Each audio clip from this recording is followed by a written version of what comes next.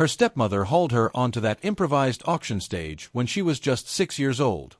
Her was the youngest of the three. While she was standing next to her, her twin sister shook in silence. She was too young to comprehend the cost that was being placed on their life. Everyone in the throng remained still. Nobody had the courage to do it. A man who had nothing left but his name and a broken heart came forward and changed everything. Until that point, everything was the same. Before we get started, I would like to suggest that you consider subscribing to this publication if you feel that the stories of unassuming bravery, unanticipated love, and everyday miracles resonate with your heart. With just one click, we are able to bring more of these real-life ideas into the world, and we are tremendously pleased to have you as a part of our team. Now, let's get started.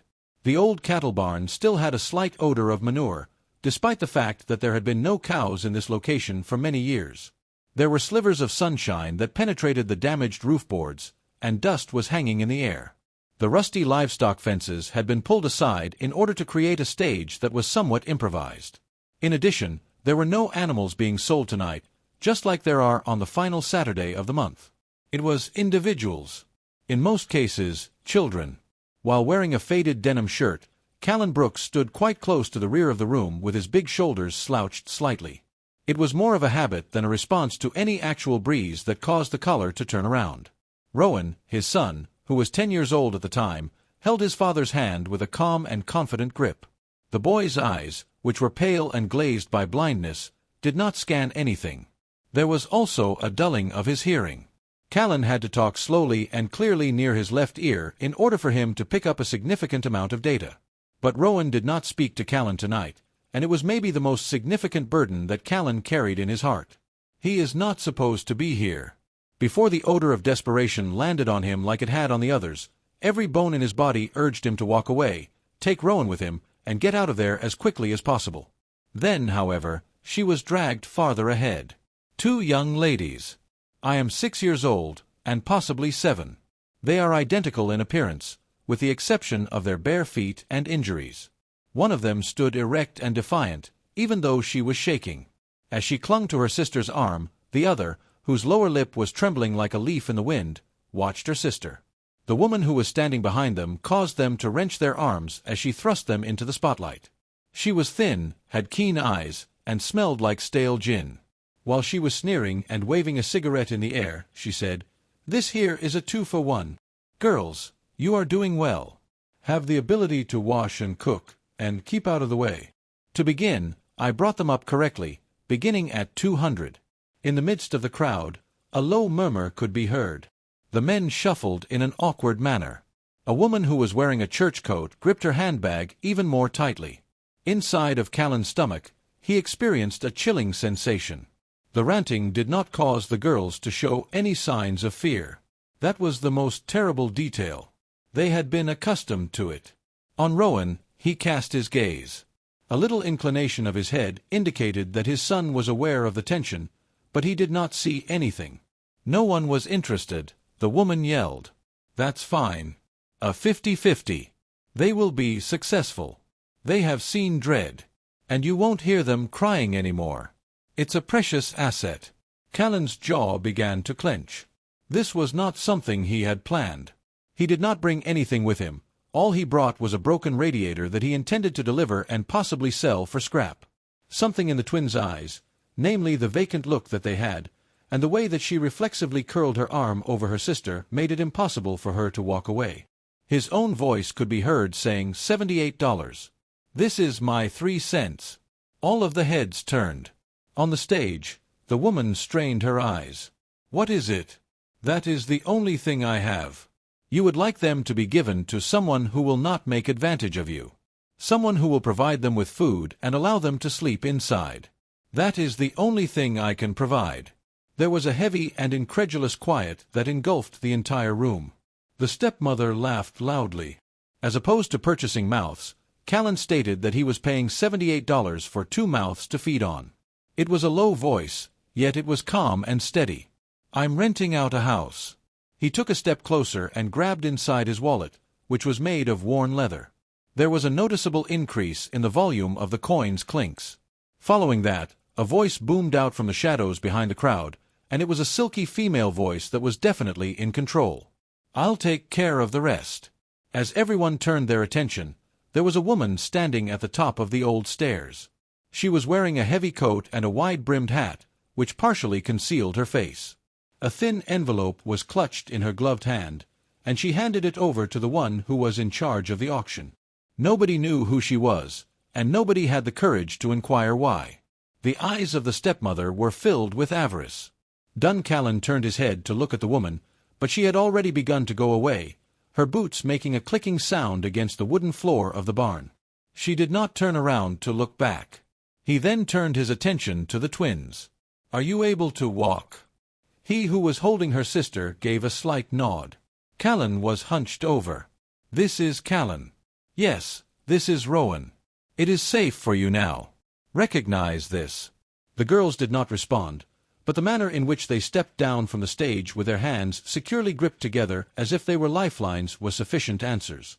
Under a sky that had started to snow, they made their way back home in Callan's pickup truck, which was covered in rust.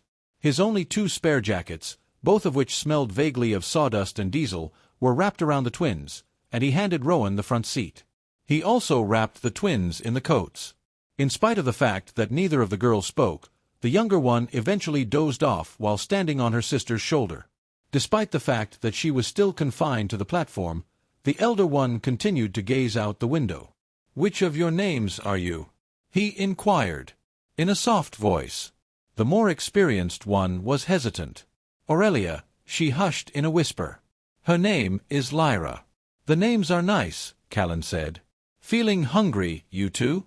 However, their silence was an answer in and of itself, even though they did not respond.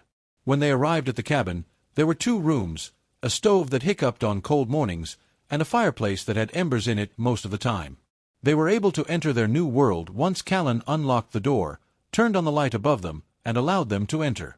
Although it was worn and small, the living room was neat. The ancient coffee table was labeled in Braille and marked with rubber bands, and Rowan's books were meticulously piled on both sides of the table. Callan watched as Aurelia surveyed the interior of the room, her eyes darting to every nook and cranny, evaluating the situation as if she would need to protect herself. "You are welcome to sleep here tonight," he remarked, pointing to the couch that could be pulled out. "The blankets are spotless. I'm going to make something warm." Nothing happened to Aurelia. The edge of the couch was briefly touched by her fingers, as if it were about to go. Callan got down on her level and crouched. He whispered in a low voice, "You do not owe me anything. Now you're back at home. And that's it." It was the first time that something caught her attention in her expression. It is not trust, but perhaps the recollection of how it felt at the time. Callan was in the kitchen, where he was heating water for soup, and he gazed out the window with his eyes. The snow fell in soft, gradual sheets.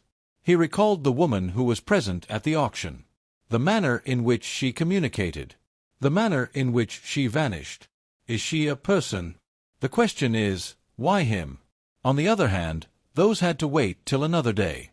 This evening, he had 3 children sleeping beneath his roof, and the only answer he required was the soft hum of Rowan's breathing in the room next to him. The morning arrived at the cabin, slowly making its way in through the windows that were covered in frost, as if it were uncertain whether or not it was welcome.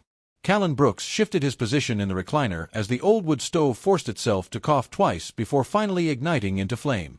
He was lying on his back when he fell asleep, and the blanket that was covering his chest had fallen halfway to the ground. After a little pause, he listened. There is no sound, but not the kind that is hollow. The type that is brimming with the breath of a sleeping person and something delicate like hope. He got to his feet, approached the worn carpet in a stealthy manner, and briefly peered into the living room. Aurelia and Lyra were both wrapped in blankets from head to toe as they reclined on the pull-out couch, cuddled up together. Only the smaller child's tiny hand was visible, and even though she was sleeping, she continued to hold onto her sister's shirt. Rowan had already woken up and was seated on the braided rug with his 2 hands on his talking storybook. He was sitting cross-legged. A sound was not produced by it. Batteries that have long since died. Despite this, he continued to turn the pages, allowing his fingertips to carefully trace the raised lines. "It is morning." While kneeling next to him, Callan said, "Person buddy." It's okay to sleep. Rowan made a little bend and gave a slow nod. By placing a soft hand on his son's shoulder, Callan touched his son. At this moment, we have visitors. Females. Keep in mind. Once more, the young lad nodded, although this time not quite as quickly. In the future, they will be a member of our family, according to Callan. We are able to assist them. They are of assistance to us. Would you agree with that? Callan's hand emerged from Rowan's grasp, and he held it for a brief second. It was sufficient for him to have that answer. During his time in the kitchen, Callan prepared porridge by adding a splash of canned milk and a tablespoon of brown sugar that he had been putting aside for a festival that never materialized. 4 broken bowls, 4 spoons that did not match, and 4 tin cups that were filled with water that was lukewarm were placed on the table by him. He took a momentary pause, gazed at the vacant chair, and then returned to the table to add a 5th setting. The first thing that Aurelia did when the girls awoke was to remove the hair from her sister's eyes, and then she assisted Lyra in sitting up. As she directed her, she acted as if she were someone much older, someone who had learned that the world may become violent at any moment, and who preferred to protect someone who was relatively younger. It was a pleasant morning when Callan greeted them, his voice carefully balanced between being too loud and not too mild. They were offered oatmeal by him. Lyra regarded the dish with cautious interest. We are not required to clean anything in order to get it. The response from Callan was, no. When Aurelia looked at the spoons, she strained her eyes. It is a perfect fit, he smiled slightly. The opposite is true. As Rowan sat there, waiting, his fingers were poised above his bowl, giving the impression that he could feel the heat emanating from it. Come on, says Callan, pointing to the table in front of him. Shall we eat? They took their seats at the table, all 5 of them. In the 6 years following the death of his wife, this was the first time that Callan had utilized each and every seat for the first time. At that time, Rowan was a young child as well. Since time had been driven into corners, the extra chairs had become frigid, and they were holding mail and dust in addition to very little else. At this point, there were awkward stares across oatmeal and elbows that accidentally brushed against each other. It was a silence. Yes, but still alive. A hesitant attempt was made by Rowan to reach out and tap the table twice while he was in the middle of his breakfast. A total of 3 occasions. Aurelia was the first to observe. She spoke in a low voice. He is counting. Callan raised his gaze. You were aware that he tapped in the same manner that we used to. During the night, she revealed. Yes, 1 tap was the answer. It was not 2. It's unclear to me what 3 meant. He blinked his eyes. She gave a slow nod, thinking, you made that up. When she locked us in the closet, it was the only way I could communicate with her. A snowdrift of quiet was sensed by everyone. A spoon was placed down by Callan. It's possible that we don't stop using that code. Could be of some service. Rowan wore a grin. Despite its lack of strength, it blossomed like the sunrise through the mist. Following breakfast, the children assisted with a few of the household duties. Aurelia cleared the surface of the counter. Without being asked, Lyra swept the floor. By tapping, Rowan asked for assistance in bringing in firewood. He was motivated to do so by his new pals. They functioned in the same way that people used to do everything in order to survive. No commotion, no dragging one's steps. There was only a slight movement in the background, and the occasional sideways glance, as if they were anticipating a punishment that never materialized. Callan stared at them from the doorway, his heart pounding with anxiety. During the afternoon of that day, he retrieved an old box of blankets and discovered one that had butterflies. He placed it at the end of the makeshift bed that the girl was using. This was something he hadn't seen in years, he mumbled. My wife's preferred option. Aurelia took a considerable amount of time to gaze at the blanket. After that, she folded it gently and positioned it over Lyra's shoulders before crawling under it herself. During that particular evening, Callan was seated by the fire, and Rowan was leaning against him with his head nestled into his arm. In the vicinity, the females were lying down and whispering gently in their shared language. Half-spoken sighs, rhythmic like breathing, were heard in the background. Later on, long after the fire had died down, Callan continued to stare at the ceiling. There were 5 plates on a table, 3 children living under the same roof, and a woman who was wearing a coat but did not have a name. and she vanished as quickly as she emerged. He had no idea as to where this journey was going to lead him. He had no idea whether he would be able to afford the following week, let alone the following year. Something in his soul, something that had been buried deep beneath his sadness and his determination, sensed. Exactly. Not without flaws. It is not simple. However, it is good. And the fact that there was good in a world like this was nothing short of a true miracle. After that, the days that followed settled down like fresh snow, which was gentle but unsure, lovely but still precarious. In the cabin by the brook, nothing moved at an excessively rapid pace, but everything was shifting. In the stillness, Callan was the first to see it. The girls were no longer experiencing the kind of stillness that was caused by trauma, the kind that clung to them like frostbite. As they assisted one another in getting dressed and handed me downs that were too big for their frames, everything was different now. Everything was filled with whispered whispers between bunk beds, the rustling pages of borrowed books, and the quiet patter of bare feet in the morning. The resonant sound of healing was never overpowering. It appeared as though Rowan was listening to the girls through vibrations because he had begun to sit closer to them during meals. His head was tilted slightly. The evening that Callan watched in astonishment, his son reached across the table and delicately touched Aurelia's bowl 3 times. Callan had never seen anything like that before. "I'm not sure," Aurelia answered with a grin on her face. "Do you agree that this is what it means?" Rowan gave a slight nod, and then tapped his foot. "Indeed." Lyra made a sound that was so uncommon that it almost caused Callan to drop his fork. In the morning of the 4th day, the light made its way through the pine trees in golden threads, causing a covering of snow that had covered the cabin overnight to melt away. When Callan went out onto the porch to cut firewood, he discovered Aurelia already there, sitting on the top step with her legs crossed and her breath evident in the chilly air. As he grabbed his axe, he inquired, "You all were standing up this early?" Shrugging, she was unable to fall asleep. He paused for a moment. It was bad dreams, and she did not respond. "Have just had a peek at the trees outside." She glanced across at him after a brief pause. "Why did you decide to purchase us?" Using the axe, Callan lowered it. He spoke carefully and added, "I did not buy you. I made every effort to get you away from her by offering everything I had." The eyes of Aurelia flickered upward. "Why did you not know who we were?"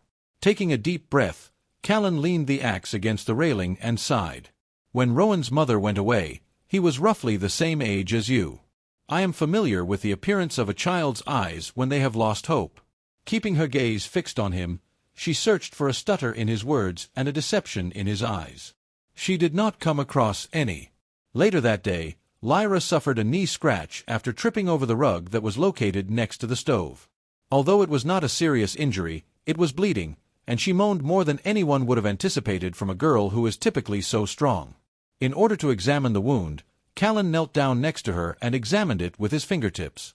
"The soldier," he murmured in a low voice. "All right. You need to be cleaned up." However, before he could stand up, Aurelia unexpectedly came at his side, carrying a wet cloth and an old first aid kit that had been taken from the restroom. "She urged me to wait. I am able to do it." Using the handkerchief, she applied pressure on her sister's knee, and then she carefully removed the blood with a dab. Her motions were deliberate and unhurried, and they were well beyond her years.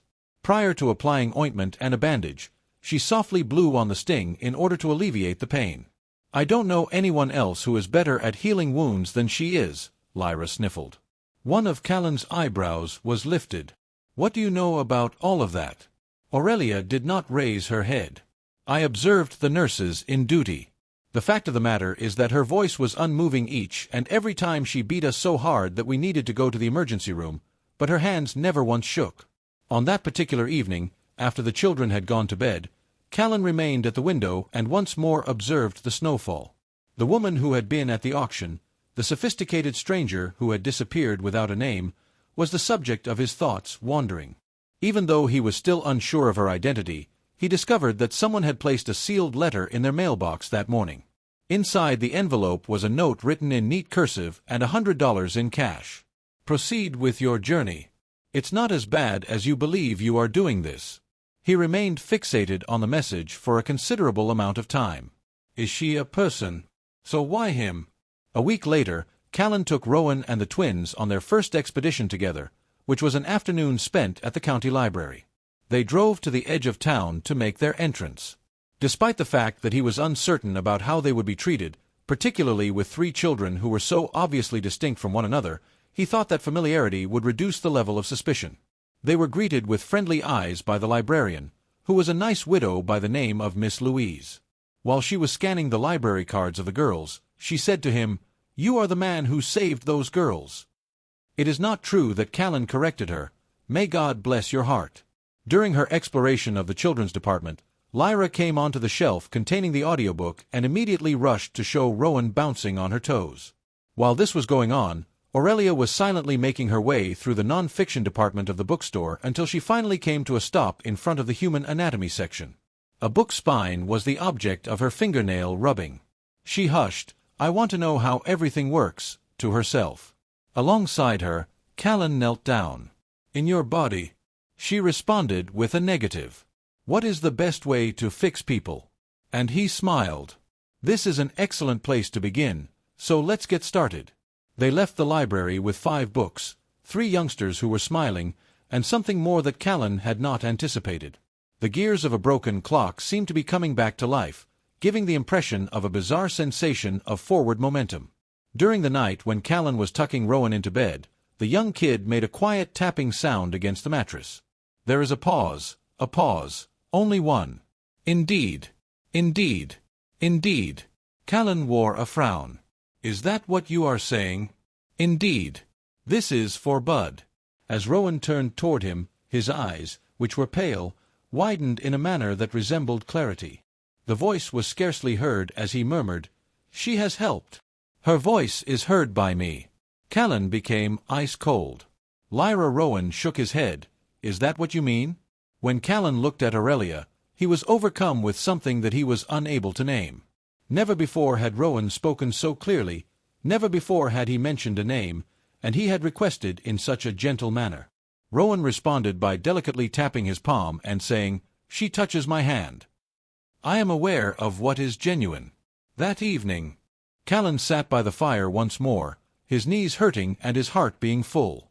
As he surveyed the cottage, he noticed the drawings that were affixed to the refrigerator, the muddy shoes that were located by the door, and the peaceful breaths of 3 children who were sleeping. He had no money in the bank and no specific plan in place. However, he had a child who was able to communicate, a girl who desired to recover, and another who brought back the laughter of everyone. And somewhere in the distance, an unknown person was observing and providing assistance. He was unaware of what the future held for him. Tonight, however, for the first time in years, he did not feel dreadful about it. And the fact that Callan believed that comforting himself by pulling the blanket over his lap was the sound of optimism. The first significant storm of the month of December arrived like an uninvited guest, one that did not knock but rather roared through the hills with ice-laced breath and howling winds that bent the pine trees in an oblique manner. Callan had experienced a great number of winters in the mountains of Nevada, but this particular one arrived early and was bitterly cold. A loose sheet of tin that had begun flapping in the wind like a broken wing was being nailed down by him on the roof before sunrise. He was up there before sunrise. Over the course of the previous spring, he ought to have replaced it, but he ought not to have paid for groceries or shoes. All of the things, including this roof and this existence, were held together by him by nailing them together one at a time. The interior of the cottage was dark. There had already been 2 instances in which the power had gone out, and even on the better days, the heat was unpredictable. Despite this, the children went about their business in a manner that didn't require someone to instruct them in a calm routine. The heap of firewood was brought to Aurelia's attention. During the drying process, Lyra folded the garments that Callan had left hanging near the stove. Rowan sat with his legs crossed by the window, listening to the wind whistle through the cracks in the window to the tune of an old song. Nobody voiced any complaints. Not a single time. Afternoon, the storm made its appearance. The cabin let forth a groan. There was a total loss of power. When Callan finally made it back inside, he was drenched and slightly bleeding from a nail that he had not noticed. It wasn't until Aurelia let out a gasp that he realized the full magnitude of it. "You are in pain." As he brushed snow off his shoulders, he murmured behind his breath, "It's nothing. Roofs that are firm." However, she had already arrived at the sink, where she was wetting a cloth and pulling down the first aid box with the same careful calmness that she had displayed on Lyra's knee that had been scraped. She commanded that you take a seat. Rather than being astonished by the wound itself, Callan was more surprised by the authority from her voice. She cleansed the wound, gently blew on the scrape, and bandaged it more tightly than he probably would have done the same thing himself. This prompted her to gaze up at him. It was not as a child to an adult, but rather as someone who had a profound understanding of suffering. No, you can't handle everything by yourself. His breath was drawn out and deep. Someone has to do it. She cocked her head to the side. When someone is assisting you, no. Callan could feel the tension growing in the floorboards of the cabin by the middle of the afternoon. The storm was still roaring, and the cabin was cold during that time. Only a certain amount of silence could be contained within thin walls before it broke down into fear. He then proceeded to light every candle that he could find, even the cinnamon-scented candle that his late wife had purchased many years ago but that he had never had the courage to use. After adding potatoes, lentils, and the remaining carrots to a saucepan of water, he stirred the mixture slowly over the fire. He then poured the water into the pot. To her relief, Lyra remarked that it smelled like soup. After a moment, Callan responded. Against his arm, she leaned in close. You are skilled at acting as if everything is going well. He looked at her in a slanting manner. Is it really so obvious? She wore a grin. Only to those individuals who have also done it. They ate the soup on the floor next to the bowls kept on the hearth, with their hands trembling and the spoons making a quiet clicking sound. During that particular instant, there was a hallowed quality. A group of 5 individuals crowded together, with steam rising into the flickering candlelight. They were completely cut off from the outer world. It took Rowan a few seconds to reach. Callan acted as if he was not crying. Following supper, Lyra retrieved a deck of cards and instructed Rowan on how to categorize the cards based on their touch. Although he was unable to see the numbers, she allowed him to make an educated guess by counting the corners and reviewing the patterns on the back. While he was running his fingers over the face, he claimed that the club felt like a paw. As Lyra teased, hearts are reserved for young women. In a response that seemed almost defensive, Rowan stated that boys also had hearts. With a smile on his face, Callan switched his attention to the flames. However, he was relieved that his son had learned to say something so meaningful. He did not know where his son had heard it. In the vicinity, Aurelia sat motionless and silently, flipping through one of the anatomy books that she had borrowed from the library. She took a momentary halt on a schematic of the human ear, gently caressing the various components, as if she were attempting to transfer them back onto Rowan. Although she was unaware that she had spoken out loud, she hushed. You think I'll ever be able to fix it? Callan took a peek around. More than you are aware of, you are already repairing things. After midnight, the wind stopped blowing. It was not possible to regain electricity. Callan discovered an ancient radio in the back closet and turned the dial till he heard the faint hum of a weather broadcast. The message was about black ice outages that had caused schools in 4 counties to close for the week. It was going to be quite some time before anyone came up the road. So they made the best of the situation. They constructed forts on pillows. They fabricated tales to tell. They learned how to read animal tracks in the snow, how to prepare oatmeal without it burning, and how to use a compass after Callan instructed them in all of these skills. And in return, the children taught him how to laugh without flinching, how to smile without feeling guilty, and how to view his home not as a ruin but as a safe haven. 3 days later, when the rain had subsided and the sun was beginning to peek through the trees, a pleasant surprise arrived in the mail in the morning. There was a brand new coat for Aurelia, a pair of fleece boots for Lyra, and a braille watch for Rowan, all of which were wrapped in brown paper and put in the wood pile by an unknown person. Each of these items was tagged with a note written in the same graceful cursive for those who walk through storms with open hearts. Is there no signature? There is no reply address. For an extended period of time, Callan held the message in his hands, his fingers just caressing the paper, as if it were about to vanish if he blinked. After that, he gave a tiniest of smiles and tucked it away in the drawer where he kept the other wonders. The melting occurred in a stealthy manner. It was late in the month of January when the snow that was on the tin roof of the cabin suddenly fell off in large chunks and landed with a dull thud in the yard. The snow had been falling for quite some time. Just outside the window of the kitchen, a drip began to develop, and it was slow, steady, and rhythmic. In the midst of sipping his coffee, Callan observed it while wearing a worn flannel that was stretched tightly across his shoulders. He didn't mind that the smell of wood smoke clung to everything these days, even though it was everywhere. It indicated that they were warm. It indicated that they had successfully weathered yet another storm. Rowan, who was tracing letters with his fingers on an old cereal box that Aurelia had flattened and scribbled on in thick black marker, was sitting on the floor behind him. The twin was seated in a cross-legged position. As the doctor would say, Aurelia said. While he was doing so, Rowan nodded and ran his fingers over the curve. Lyra, like danger, donuts, or Dad all chimed in with their opinions. It was a sly grin that she gave to Callan. There are many things. Callan let out a giggle. That covers a really broad range. In a serious tone, Lyra remarked, as if she were quoting scripture, that life is a broad spectrum. An eyebrow was raised by him. Indeed, you are correct. Later on that day, Callan drove into town to fix a leaking pipe at Miss Louise's bookshop.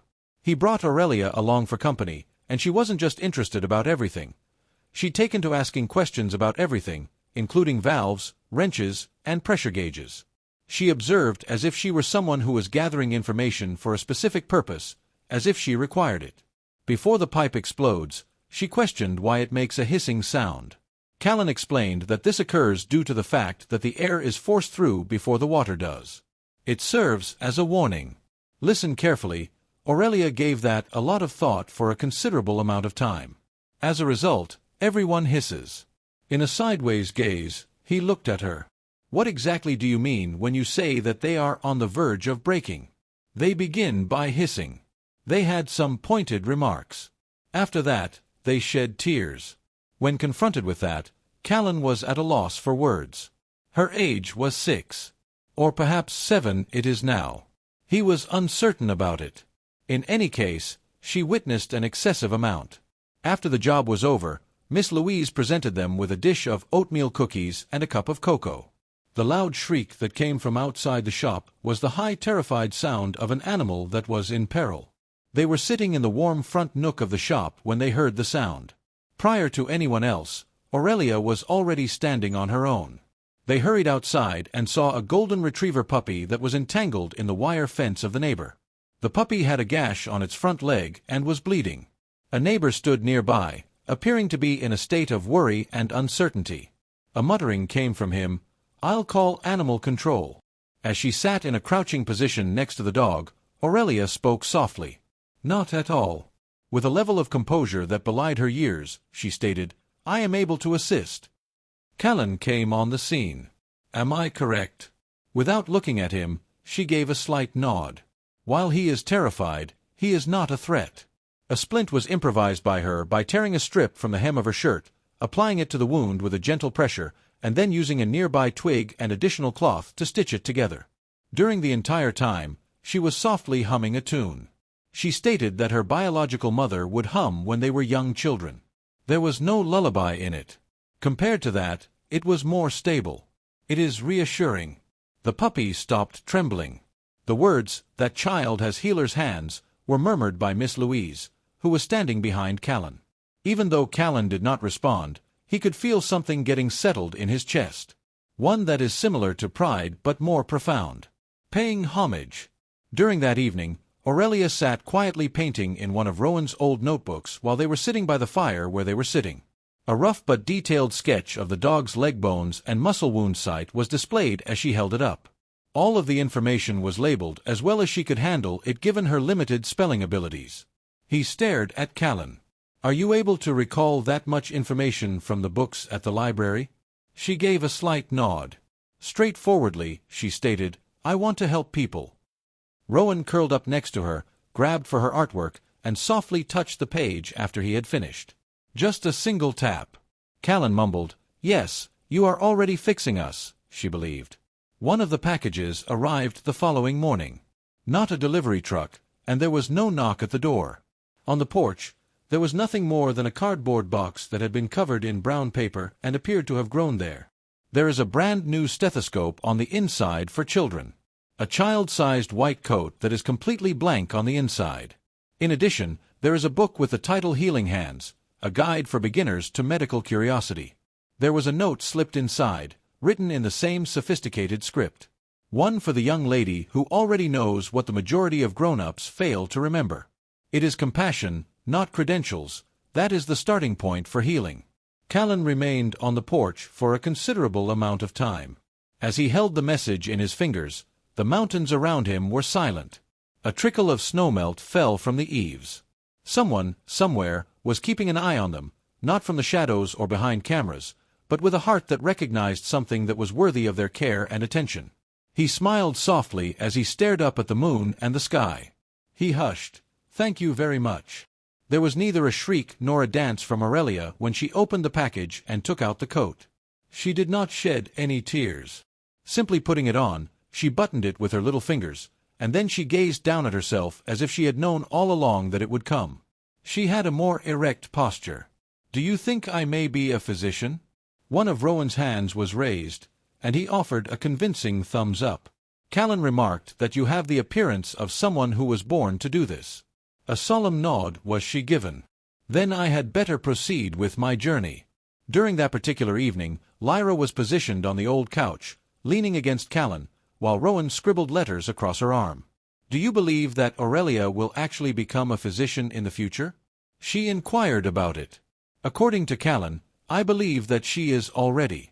Lyra flashed a grin. "I, too, aspire to play a significant role in the world. It is already the case." She motioned with her head. "That is not what I mean. Something loud, something that says something back, something that gets people to pay attention to what you have to say." During the mornings, Callan recalled her voice, the manner in which she translated Rowan's taps, and the manner in which she carried herself like a miniature fireworks display contained within a glass jar. He indicated with a nod. "You will unearth it." Moreover, he was already aware that one of them would be healed by her hands, while the other would be healed by her words. In both cases, miracles were taking place. During the month of February, the snow had largely disappeared, leaving behind a world that was half covered in mud and pine needles. With the town, the sidewalks were moist and covered with old salt stains, and the school building, which was a small square and sagged slightly at the roofline, appeared to have been occupied by more winters than kids. What was Lyra's first day at the location? 2 weeks previously, Aurelia had begun attending courses, and by that time, she had already developed into the kind of child that every instructor cherished, calm and inquisitive. However, Lyra was not like other people. 5 times that morning, Callan had inquired as to whether or not she was feeling anxious. Every time, she responded with a smile and a shrug, and she did so in the same way. Although she was adjusting the blue hairband that was keeping her curls out of her face, she stated, "I'm not nervous. I'm making sure to keep an eye on Callan's question. Sure, to find out who is in need of someone to say what they are unable to." He chuckled softly and shook his head in agreement. She reminded him that he was 6 years old, almost 7 years old. It was as if she were going onto a stage as he opened the door of the truck door for her. In a lot of respects, she was. Lyra had already left her imprint before noon, and it was not in the way that Callan had thought she would. It took place within the lunch hour. One of the children in her class, who was frail and nervous, dropped his tray close to a group of more senior students. He was cursing and red-faced as he frantically tried to pick it up, and they laughed at him. "You are such a spaz," a young boy scoffed at you. "You can bet that your mother still uses a baby spoon to feed you." The cafeteria dropped into that awkward silence that occurs when everyone hears about the horrible treatment, but nobody knows what to do about it. Everyone else besides Lyra. In a resounding manner, she stood up. According to her, that is not funny. The gathering of older children turned their attention to her clearly audible voice that echoed off the tile. Freezing up was the boy who had dropped his tray. Lyra moved forward by taking a step. What comes to mind when you think about someone being anxious, terrified, or in need of assistance? The leader of the party laughed. "Take care of your own business, orphan." Lyra did not show any signs of flinching. "It is folks like him that are my business. After that, I would hide under a bed because my mother's sister would tell me that I was too loud to live in the house. The noise I made would be loud enough for the entire lunchroom to hear me. But I was assisted by someone. Someone who was not required to do so.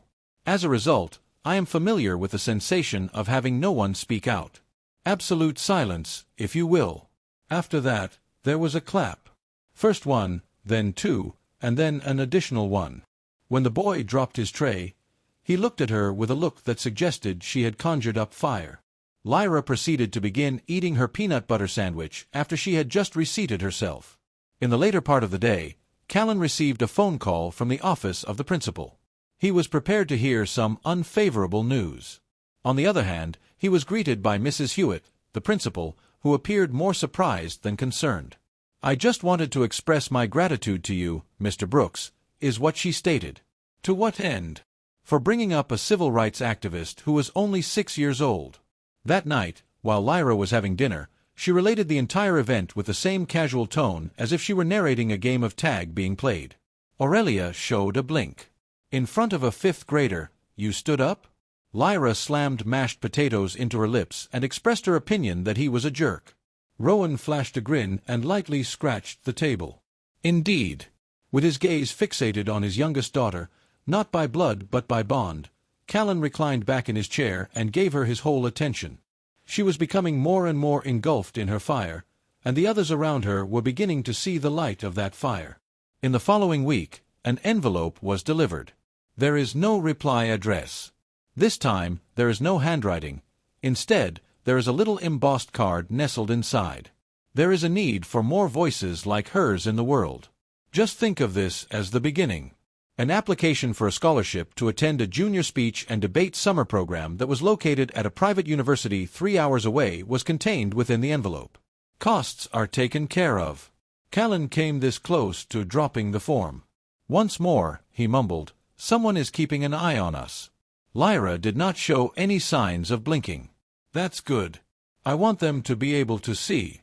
Each of the children blossomed in their own unique way as spring made its way closer. Aurelia, who was now wearing her white coat as if it were a second skin, spent her afternoons drawing diagrams of the human heart and reading aloud to Rowan about the skeletal system. She gently turned the pages so that Rowan could touch and retain the information. Essays were something that Lyra wrote even when no one asked for them. She recently published a book under the title "Why Every Kid Deserves a Second Chance." A notice was affixed to the bulletin board at the school by Mrs. Hewitt. The parents started to take notice. Rowan, who had been mute up until that point, started asking questions, not with words but with taps, gestures, and touches that made more sense than any sentence that could ever be spoken verbally. He was able to piece together his environment with the assistance of his sisters, who were adamant about not allowing him to stray. Instead of supervising them, Callan would spend his evenings observing them in order to be amazed. On the other hand, despite everything that they were constructing, he continued to feel the shadow of questions. Concerning Vivian, the meaning of receiving assistance from an individual whose identity remained unknown, and the question of whether or not the miracle he was experiencing was something that he would eventually have to pay for. Along with the other envelopes, he stored the envelope in the drawer. Every time he looked at Lyra, whether she was as courageous as thunder or as patient as rain, or Rowan squinting at the wind as if he could feel the world again, he knew that he wouldn't swap it for anything. He didn't know where it all headed. Later that evening, while the children were peacefully sleeping and the fire was crackling low, Callan went outdoors with a blanket slung over his shoulders. There were no stars in the sky. It was peaceful in the pines. And somewhere, he recognized a woman he hadn't seen since the auction, but she was still watching from a distance. She wasn't a stranger or a benefactor. Rather, she was something that was much more mysterious and possibly much more personal than he had ever dared to think. What started it all was a receipt. It seems possible that Rowan's small, inquisitive fingers were the ones who put it into the space between the pages of Rowan's beloved Braille storybook, which Callan discovered. In the beginning, he was under the impression that it was nothing more than a scrap of paper that had been left over from one of the donation boxes that had been placed on their porch on occasion. This particular one, on the other hand, had a printed name that read Second Light Foundation, Disbursement Office, and beneath it, in a small, refined cursive letter V, Hartley. Callan froze. The name Hartley.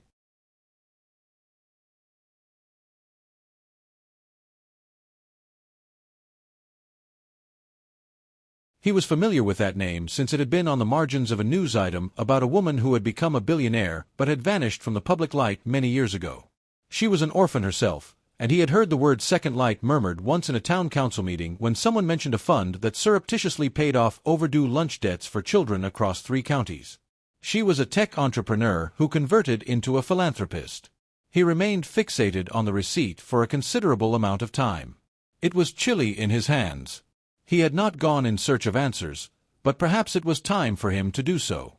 The following morning, Callan loaded up the truck and left the children in the care of Miss Louise, who had become something of an honorary aunt ever since they had their first encounter with cocoa and cookies to begin with. He traveled for 2 hours in the direction of the north to reach the city, where the glass buildings appeared to be frozen waterfalls and the traffic lights flashed above the masses that were so busy that they had no time to look at one another.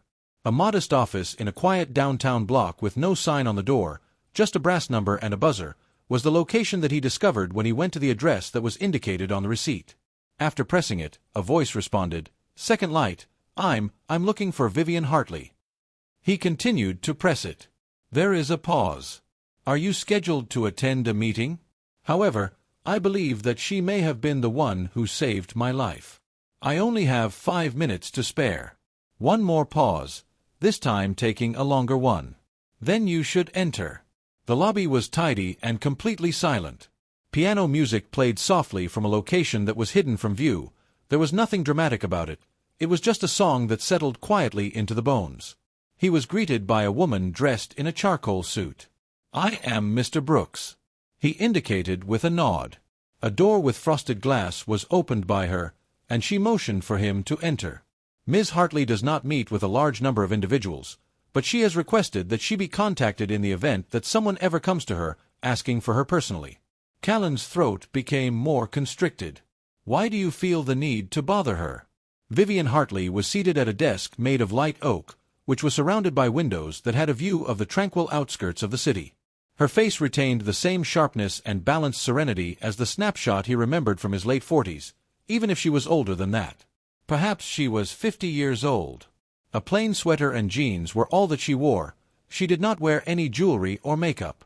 She had her hair pulled back, and in front of her was a cup of tea that had not yet been consumed. When Callan came in, she stood in a sluggish manner. "I am Mr. Brooks." He was hesitant. "I have known you since the auction, and you are familiar with me." His jaw displayed a minor clenching. "Those girls were purchased by you. I was of assistance," she said in a soft voice. "You were the one who was unable to leave the situation." It was Callan who moved closer. What caused Vivian to take a deep breath? "Mostly due to the fact that someone once left me behind. My age was 7. Initiate the system. I was wondering if anyone would show up. The answer is no. Therefore, when I saw you and what you accomplished, it was as if I was seeing the healing process of a wound that I had no idea could be healed." No words came from him. Simply remained there, taking in each and every word as if it were a page that he had not yet turned. Vivian made a motion toward the seat that was next to her. "Sit down, please." They engaged in conversation for close to an hour. According to Vivian, she had established a second light in order to provide assistance in a manner that was not publicized or praised. She went out of her way to find those who might not have asked for assistance but still chose compassion. As one of them, Callan was there. Her statement was that she did not wish to intervene. "I simply wanted to ensure that the light remained on so that you could continue walking." It was Callan's voice that broke. "More than once, you came to our rescue." She changed her tone to be more subdued now. "You were able to save them. Just now, I assisted in carrying the lantern." Callan was standing at the doorway with his hand that was resting on the frame just before he departed. "I was under the impression that miracles were more significant," he added. "It is louder." Vivian gave a smirk to herself. "Only the genuine ones are quiet. They make you believe that you were the one who did everything on your own." After that, she said something, almost as if it were an afterthought. "This is Lyra, your daughter. With her, I am reminded of the person I may have become if someone had come to my rescue earlier." It was a blink. "You do recall her name, right?" "I am able to recall everything." The air had a strange sensation when we returned to the cabin that evening. He only shared with the youngsters that he had met a kind person. He did not reveal any other information. A person who had silently assisted them and had faith in what they were developing into believed in them. He was coerced by Lyra. Did she have a charm? Callan let out a giggle. My guess is that it depends. With regard to what? In addition to being addressed in beautiful calligraphy, the invitation was received in a large envelope made of ivory that was sealed with gold foil. Regarding the Brooks family, Callan was on the verge of throwing it away because he thought it was just another charity flyer or bulk mail from a medical charitable organization. In contrast, the letter contained an official announcement from the Regional Children's Council, which stated that Lyra Brooks had been selected to win the Voice of Courage Award that is presented annually. A modest ceremony was going to take place in the county hall, and they were going to invite her, her family, and her guardians to attend. This seems to be an error. As Callan read the letter another time, he inquired out loud. Over his shoulder, Lyra did a sneak peep. No way. I am incredible. Callan fixed his gaze on her. What is it? She gave a shrug. Do you believe that I gave the story about the lunchroom for free? The event was planned to take place on the first Saturday of the month of May. The arrival of spring has finally arrived in the mountains. Genuine springtime, the kind in which wildflowers cling to damp soil and bees scurry around against window panes that are illuminated by the sun. After locating an old sewing kit, Aurelia repaired the fraying hem of her favorite dress. She was adamant that she would not allow the loose threads to mar the occasion. With the assistance of Aurelia, Rowan tried on 3 different shirts before settling on one that had teeny-tiny white buttons and a collar that he referred to as the itchy sort. For his part, Callan extracted the one and only jacket he owned that was not made of flannel and prayed that it was still a good fit. The last time he had worn it was during Rowan's baptism. At this point, it was snug across the shoulders, but it would do the trick. When Vivian Hartley learned about the ceremony, she indicated that she would be willing to send a tailor. Callan did not agree. Everything that we require is available to us. Old American buildings are characterized by their white pillars, wide steps, and the faint aroma of lemon wax and old paper that lingers in the walls. The county hall was stately in the tradition of ancient American architecture. The auditorium had seating for 100 people or more, and on that particular evening, every seat was taken. In the front row, there were 5 of them sitting together. It's a family with 5 seats. While Lyra was sitting in the middle of the room, she was fidgeting with the strap of her sandals and muttering jokes to Rowan, which caused him to snort with amusement. The towering and silent Aurelia sat there. Despite the fact that she was not wearing it, her white coat was folded all the way perfectly on her lap. Despite the fact that nerves were tingling behind his collar, Callan rested his hands on his knees. He was quite proud, but he also felt uncomfortable when he was in the spotlight. Recognition was something he abhorred. He found that being under a broken pipe was more pleasant for him than being under bright lights. Lyra's name was then called out by them. Her confidence was on par with that of someone who was 3 times her age when she walked up to the podium. Her dress moved gracefully with each step that she took. A blue ribbon, the same one she had used on her first day of school, was used to secure her curly hair while she was at school. The audience applauded. The applause was heartfelt, effortless, and real. Following the clearing of her throat, Lyra seized the microphone and turned her attention to the audience. Her tone of speaking was precise and unwavering. Once upon a time, I believed that being loud was a sign of a nasty person. I believed that if I spoke too much, people would stop listening to what I had to say. Then, however, I was informed by a third party that voices are not intended to be quiet. It is intended for them to be utilized, particularly for individuals who are unable to talk due to fear. There was a resounding of agreement throughout the crowd. Now, let me introduce myself. My name is Lyra Brooks. I used to be a very small person in the world, and now I am 6 years old, almost 7. On the other hand, someone offered me a seat at the table, and now I would like to make place for other people. All was quiet in the room. Afterwards, someone stood up and applauded. Others came after them. In a matter of seconds, the entire structure rose to its feet in a standing ovation. Lyra radiated happiness. There was no clapping from Callan. He was unable to. As he attempted to conceal the most gentle sob he had ever attempted to conceal, his hands had come together in front of his lips. At the conclusion of the ceremony, a number of individuals, including parents, teachers, and even a local judge, came to shake hands and request photographs. Lyra was graciously provided a tour of the local civic youth board by a third party. If Aurelia was interested in going to the Children's Medical Center lab in the downtown area, someone else inquired about it. When Rowan was standing near to his father, he softly leaned against his father's leg. In the moment that Callan peered down, he recognized that the youngster was shaking, not because he was afraid, but because he was overstimulated. He got down on his knees and softly touched his son's arm. "Are you all right?" The knee of Rowan was tapped. "It is one. Take a break." "It is one." "Yes," Callan flashed a grin. "Buddy, you did a good job. All of you together." After then, he caught a glimpse of her. Vivian Hartley was not accompanied by a bodyguard, an assistant, or a dramatic entrance as she stood at the far end of the foyer, within close proximity to the tall double doors. It was just her, wearing a coat of a light green color and a silk scarf knotted around her collar. Callan's attention was drawn to her, and she smiled slightly at him. It was still unclear to him what to call her, so he excused himself from the group and made his way over to her gently. "I was uncertain that you would show up," he said.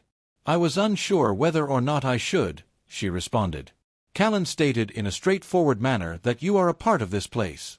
Vivian's eyes became more gentle. "I am grateful to you." After a moment of hesitation, he inquired, "Why did you choose us?"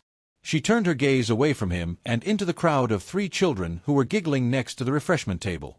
She had stated that she had not chosen you. "You were familiar to me.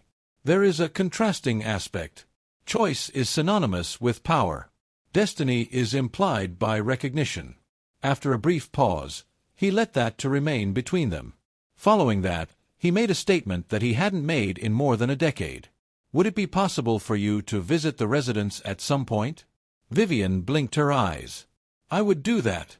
That evening, after the children had been tucked in and the jacket had been hung back on its solitary nail by the front door, Callan sat with a cup of tea and a pencil in his hand. When he opened his journal, which he never revealed to anybody else, he noted that there were 5 seats at the front of the hall tonight. There is one for a girl who possesses fire, one for a girl who possesses healing hands, one for a child who is learning how to see without eyes, one for a man who was unaware that he possessed strength, and one for the woman who enabled all of us to find our way by keeping the light on for a sufficient amount of time. The book was shut for him. There was a flickering light outside the porch, and then it suddenly became steady. Additionally, the future was present within him in some way. When Vivian Hartley invited herself over for supper for the very first time, it was meatloaf night. There is nothing remarkable. Candlelight and fine linens are not allowed. All that was left was a wooden table that had been scuffed up, plates that were chipped, and the aroma of Worcestershire sauce that lingered in the air. To Callan, however, it was exactly the same as if it had been a dinner. The basket of fresh bread that Vivian brought with her arrived still warm and wrapped in a towel made of linen. During the time that Callan was taking her coat, she stated, "I was not sure what went with meatloaf." He remarked that you had brought bread. In spite of the fact that you could have brought gravel, the night would have been far more enjoyable anyway. She gave a gentle grin while hiding her eyes behind her reading glasses. After cleaning everything twice, the children were satisfied. Even more than that, Lyra combed Rowan's hair twice. Despite the fact that he detested the way you tickled his scalp. With a solemn and proud demeanor, Aurelia wore her white coat as if it were a uniform. Although Callan was concerned that it would come out as forced, it did not. It was pleasant and was not complicated. In the same way that warmth makes its way into cold rooms that have long since forgotten what it feels like to be warm. During supper, they discussed a variety of trivial matters. The newfound interest that Rowan has in chess, as well as Lyra's intention to initiate a petition for a larger library shelf. Vivian listened attentively as Aurelia's diagrams, which were now occupying every little bit of wall space that was available in the hallway, were being shown. Both she did not interrupt and she did not act condescending. In the manner of someone who genuinely desired to learn more about them, she posed follow-up inquiries. Halfway through the lunch, Lyra was amazed to learn that she had a memory of all of this. With a gentle tone, Vivian spoke. Remembering other people becomes a form of devotion when you have spent the most of your life being marginalized and ignored. Callan stepped out onto the porch after receiving dessert, which consisted of peach cobbler from a can and instant whipped cream. At the same time, the children were arguing over who would get the final scoop. Because something within him was rising like the tide, like recollection, like the aching of something beautiful finally being within grasp. He needed air. This was not because he was uncomfortable. Rather, not because he was uncomfortable. A little later, Vivian followed him, folding her arms against the breeze as she crossed the street. After a period of time, they remained silent as they saw the moonlight creating silvery patterns across the pine trees. Nodding toward the entrance, Callan stated that she was going to make a difference in the situation. Or perhaps Aurelia as well, Lyra. Vivian gave a smirk to herself. It is already the case. He turned his thoughts to her. That is a result of your efforts. She responded with a resolute, no. It was you. Callan leaned with his back against the railing. There are times when I don't feel like the man that they believe I am. It was her response that they did not think anything. That is true. They are a part of it. Because of the manner in which she expressed herself, which was unrepentant and unpolished, he experienced a sense of being more seen than he had throughout the previous years. Despite the fact that they had already discussed the matter, he said once more, "Why us?" Vivian shifted her attention to him. Mostly due to the fact that your heart said yes as everyone else said nay. The light on the porch wavered, as it did on occasion, and then it became steady. A giggle from Callan. It is only by prayer and tape that that thing is held together. Vivian cast her gaze upward. In some cases, that is sufficient. And then, as if it were a natural occurrence, she asked, "Have you ever allowed someone else to take care of you?" In the beginning, he did not respond. He was uncertain as to whether or not he knew how. My guess is that he spoke slowly. I had been waiting for such a long time to perform the rescue. Oh, I forgot that I could also require some. Vivian extended her hand and made contact with his hand. Not in a dramatic way. Not in any way that required for more to be done. A little period of time to let you know that you are no longer alone. That was all that was required of him. Over the course of the weeks that followed, Vivian made more frequent visits. It is not every day. It was not enough to throw off the rhythm that Callan had established, but it was sufficient to become a part of it. Sometimes she would bring food, books, a pocket chessboard for Rowan, a pocket microscope for Aurelia, and a journal with an embossed cover for Lyra that read, "Your voice matters." She would also bring a small chessboard for Rowan. But what's even more essential is that she stayed for dinner. She took part in the dishwashing. While the children were working on their homework, she read out loud.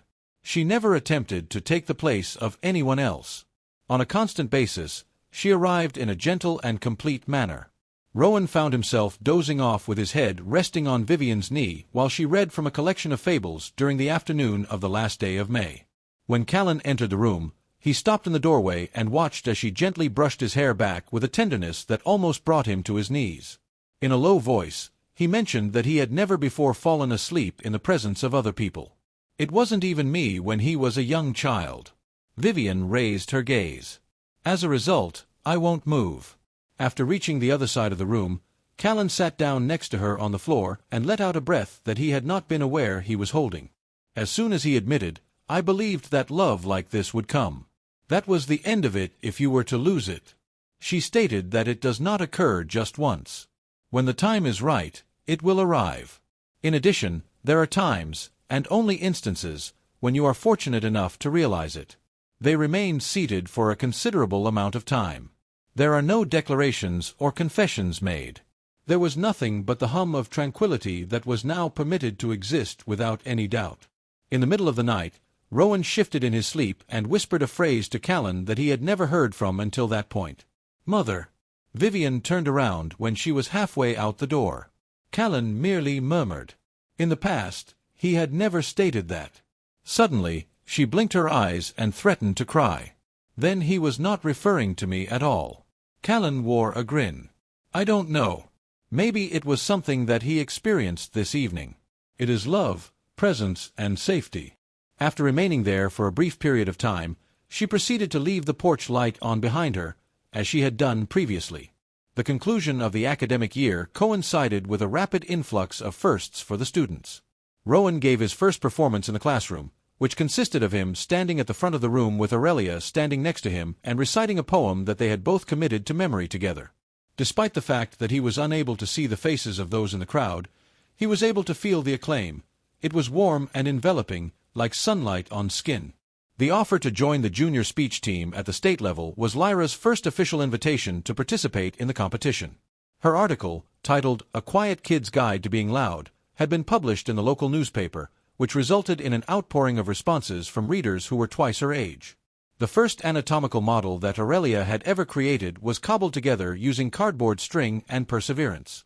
While Callan was being picked up, her teacher whispered to him about her accomplishment. "My experience has shown me that she is the most concentrated youngster I've ever encountered." Nonetheless, the letter that Aurelia presented to Callan on a wet Wednesday afternoon was the thing that surprised him the most. After saying that it was for you, she quickly tucked it into the pocket of his flannel shirt and then skipped off to make Rowan some tea. On that particular evening, after everyone else had gone to bed, Callan unfolded the letter and read it while the light from the ancient bulb in the corner flickered. "I am going to refer to you as Dear Dad, since that is exactly who you are. It is not the case that you choose us from a catalogue or that you took us because it was simple. You took a step into the flames and never turned around, and I believe that is exactly what it means to be a father when you do that. Not only did you provide us with a place to live, but you also made it possible for us to develop into individuals. It is not via his ears that Rowan is able to hear the world. Rather, it is through his hands and his heart. Whenever it is important, Lyra yells, and when it is important, she listens. And as for me, I'm getting better at repairing stuff. It is only because you mended something within me that I believe I will one day be able to fix other people as well. For deciding to do the difficult thing, for remaining, and for showing us how to remain as well, we are grateful. Love." Aurelia. Callan folded the letter with great care, his hands shaking not because of his advanced age, but because of his awe and surprise. In addition to a collection of other precious items, the receipt from the auction, Rowan's first painting, Lyra's first prayer, and a single note from Vivian that said, "You are the good that lasts," he placed it in the wooden box that was on the floor beneath his bed. When he woke up the following morning, he discovered Lyra seated on the porch steps, with her legs tucked beneath her and writing in a notebook. When he joined her, she did not look up. He was writing another speech, which he mocked, but it was not a speech that she had said. Rather, it was a letter. "Who is it? The child who happens to be living next door?" He blinked his eyes. Finally, she gave a shrug. "Someone else could require this porch or these walls at some point in the future. My only wish is for them to be aware that they are already a part of something positive." Using his hand, he reached out and grabbed her hair. "I'm just a loud one," she said with a grin. "You're an old soul for sure." Callan was found by Aurelia that afternoon in the shed located in the backyard, where he was arranging old tools and oil cans. As she stood in the doorway wearing her white coat, she asked, "Is it possible for me to ask you something?" "Always. If I were to go medical school one day and found myself in a distant location, would you be happy with that?" The wrench that Callan was carrying was placed on the ground. He moved over while crouching down so that they were at eye level. "According to what Jesus stated, I want you to travel as far as your feet and your faith can take you. And I will continue to claim you no matter where you end up." She blinked. "But you are not the owner of us." He reached out and softly placed his palm on her chest. "You are, in every respect that would be relevant." As she buried her face into his chest, she wrapped her arms around him tightly and buried her face. Callan held her for a considerable amount of time. During the evening of that day, Vivian showed up without prior notification, not carrying any groceries, books, or silent charity, but rather a single envelope. "I received this today." She allowed her voice to have a weight that it had not previously had. Callan opened it and carefully examined the contents of the package. "It is a legal notice. Callan Brooks has been granted full parental guardianship of Aurelia and Lyra due to their circumstances." It was finished. "None of this is temporary. No more paperwork, please. We will no longer wait."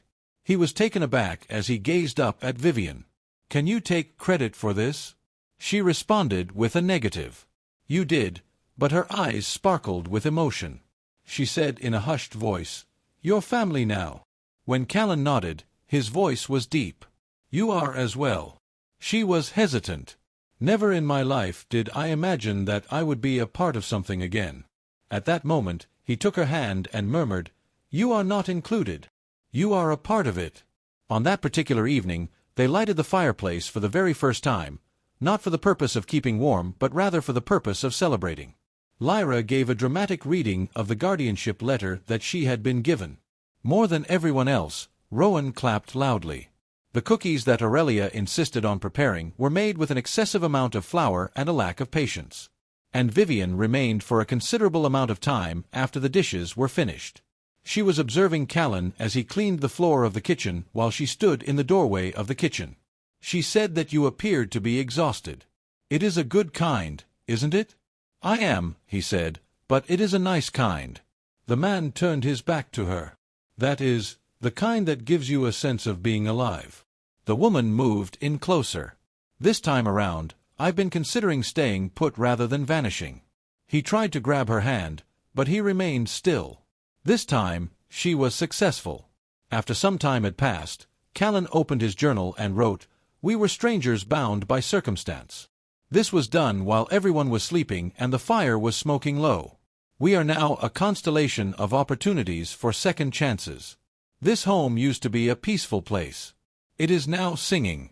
The trees were being rustled by a summer breeze that was blowing outside.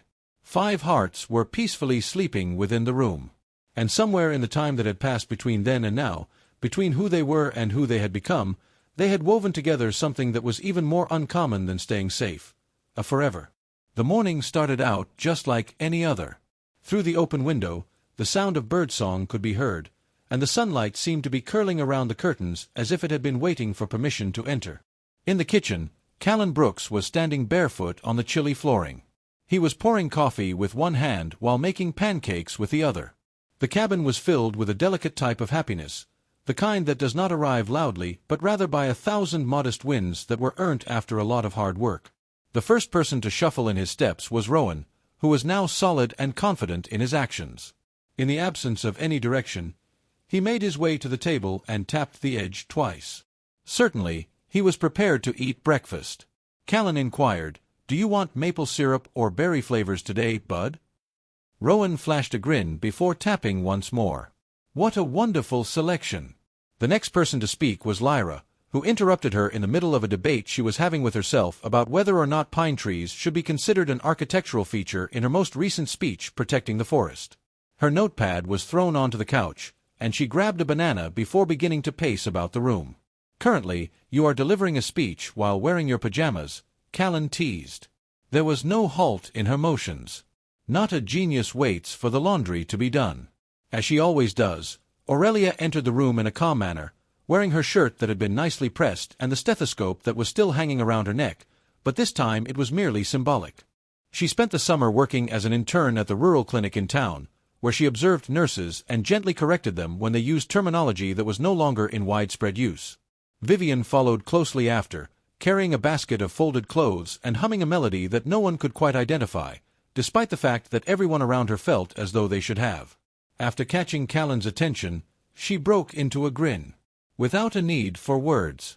They had long since moved past the point when they believed it was necessary to explain who they were to one another. After some time had passed, the family gathered outside, close to the edge of the forest, in the afternoon. Rowan had the desire to plant anything in his very first garden, which was a small one consisting of marigolds and tomatoes, because both of these plants are able to recover even if they are knocked down by the wind. While he was planting seeds in the ground, Callan kneeled next to him and assisted him. Rowan's garden of second chances was displayed by Lyra, who was holding up a cardboard sign that she had painted as a makeshift sign. Rather than taking a picture for social media or for a newsletter, Vivian took a picture specifically for them. As Aurelia stood on the edge of the clearing, she lifted her gaze to the sky and observed a hawk flying over the pine trees. Is it possible that she requested in a low voice that her mother would have been pleased if Callan had looked at her? As he put it, she would be in awe. Following that, after a brief silence, "But not only of you, of what you became, because you refused to become what she was," she continued to speak. With a nod, Aurelia showed no tears but rather a quiet strength. Her words were, "Thank you for staying. I will always do so." The reason they decided to build a fire in the backyard that evening was not because it was chilly, but rather because it seemed like something that would be worth gathering around. The forest began to hum with the quiet melody of a world that was at rest, and the stars began to flicker more and more as they sprang to life. Vivian presented a little envelope to each of them individually. As she spoke, she stated, "I thought we could try something." She explained that what was contained within each envelope was a blank sheet of paper, which was a letter to your future self. Write down the things that you want to remember or the things that you will never forget. They scribbled in silence, each one illuminated by the light of the fire and their recollections. Rowan was able to track down his message letter by letter with the assistance of Aurelia. Despite the fact that I was unable to hear, I learnt to listen. I have that as my superpower. Lyra's was brief, bold, and highlighted twice in the text. If the world is in need of your loud voice, you should never be silent. And it does so every time. The delicate medical screenplay that Aurelia was working on was already taking shape in her hand. Pain might even lead to a purpose in life. But that is only if you allow love to walk with it. While Vivian folded hers, she did not read it out loud. Callan seemed to pause. As he looked around, he noticed that the circle of life, which had been pieces in the before, had now been pieced together like mosaic glass. Imperfect and dazzling in appearance. On the day when a kid is born, a man does not automatically become a parent, as he wrote. As soon as he refuses to let them be alone, he transforms into one of them. They positioned the letters inside of a box made of wood. It is not to be buried, but rather to be placed on the mantel next to the framed photograph of the 5 of them standing outside the cabin with their arms linked and with honest smiles. As Vivian leaned her head against Callan, he wrapped his arm around her shoulders and slid it around her shoulders. He inquired about the outcomes that would have occurred if you hadn't been present at the auction that evening. "You ever wonder?" he said. "I was," she said, "therefore the answer was no. And you were. It is the only thing that is important." He planted a passionate kiss on the crown of her head. In his mind, he whispered, "You know, we are not a miracle." "Not at all," she concurred. "We are the result of the miracle that took place." It was a decision to live as if it were important. Before going to bed that night, Rowan inquired as to whether or not he might leave his window open. "All right," Callan replied. Rowan said why he enjoys listening to the trees, the wind, and everything else that indicates that we are still present in this place. Callan remained at the doorway for a brief more moment, seeing his kid as he slept. He made his way back to the living room, where Vivian was folding a blanket, Aurelia was describing the clinic rotation that would take place the next week, Lyra was drawing plans for a treehouse, and the world, his world, was alive and commonplace and astounding. Furthermore, he said to no one in particular that this is the miracle that occurs every day. We are grateful that you have remained with us during this journey. If this story moved you in any way, we would be delighted to learn where you are watching it from. Leave a comment down below to help us feel a little bit closer to one another despite the distance. In the hearts of those who are in need of it, every narrative finds a place to call home. There are times when that is all that is required. Feel free to subscribe if you would like to hear additional stories that are uplifting to the spirit and remind us of the seemingly insignificant miracles that are all around us. Here, we are constructing something that is significant, and it is extremely important to have you as a part of the process.